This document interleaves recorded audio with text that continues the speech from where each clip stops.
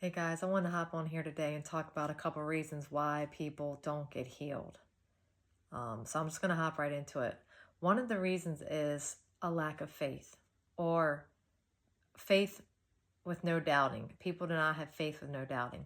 So I wanted to talk here about what Jesus said about faith. In Mark 11:23, Jesus was saying, "Have faith in God," Jesus answered. "I tell you the truth. If anyone says to this mountain, 'Go throw yourself into the sea,' and does not doubt in his heart, but believes that what he says will happen, it will be done for him." Jesus says in Mark 9:29, "He touched their eyes, saying, 'According to your faith, it will be done to you.'" And then again in James 1:6, we see the idea of this faith with no doubting again. But when he asks, he must believe and not doubt, because he who doubts is like a wave of the sea, blown and tossed by the wind. That man should not think he will receive anything from the Lord.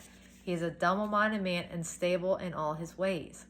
So Jesus is saying, according to your faith is how you'll be healed. And then the faith that you have to have is a faith with no doubting. Okay, so if we have doubting, we need to recognize that we're believing lies. One reason why a lot of times people will doubt is because they think, well, God will heal everyone else, but he's not going to heal me. And those are lies that a person believes, usually because of identity. A lot of times they have suffered with rejection, specifically rejection from their parents in their lives. So they see God through the filter or lens of how they see their parents. So if their parents were people that did not love them and rejected them, a lot of times people will see God that way. So we have to be healed of rejection and things that cause us to doubt God's love for us. And we need to understand his love for us. We need to be transformed by the renewing of our mind. We need to believe the truth over lies. Another thing that can help with unbelief is fasting. Fasting can help us overcome unbelief. So a second reason why people are not getting healed is a lack of obedience. So God's sending us instructions. He's like, if you diligently heed the voice of the Lord your God and do what is right in his sight, give ear to his commandments and keep all his statutes, I will put none of the diseases on you which I brought on the Egyptians, for I am the Lord who heals you. Exodus 15:26. And so some verses about this is Jesus, it's talking about Jesus healing the blind man in John 9:6-7. Having said this, he spit on the ground, made some mud with the saliva, and put it on the man's eyes. Go, he told him, wash in the pool of Siloam. So the man went and washed and came home seeing.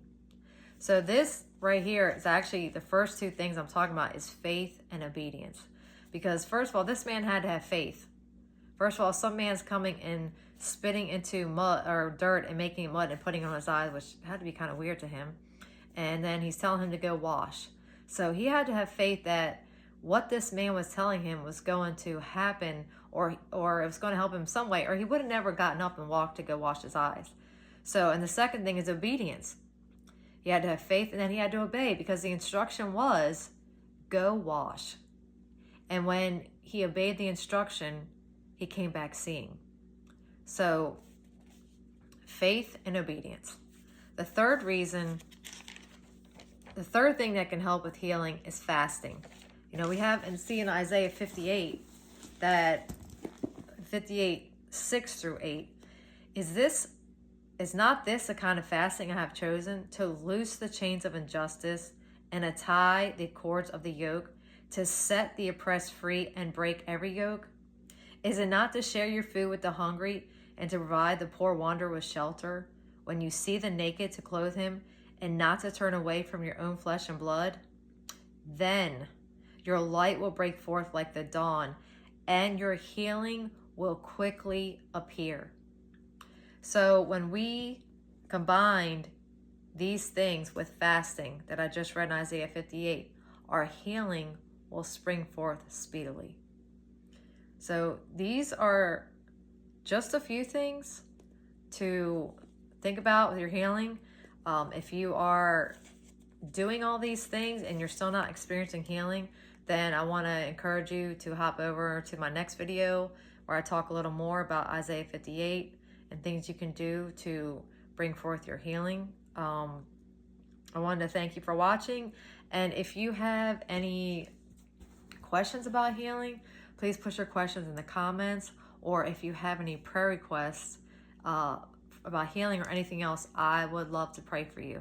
So I hope y'all are having a great day, and I look forward to your comments, and I will see you soon.